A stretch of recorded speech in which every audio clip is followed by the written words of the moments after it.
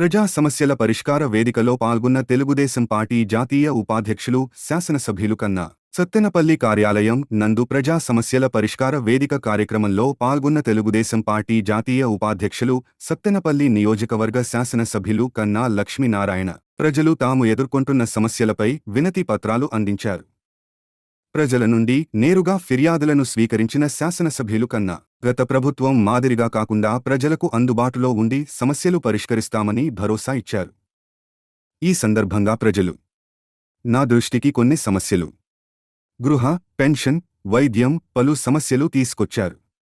సమస్యల తక్షణ పరిష్కారానికి అధికారులకు ఆదేశాలు జారీ చేశారు. అందరి సమస్యలు పరిష్కరిస్తామని హామీ ఇచ్చారు.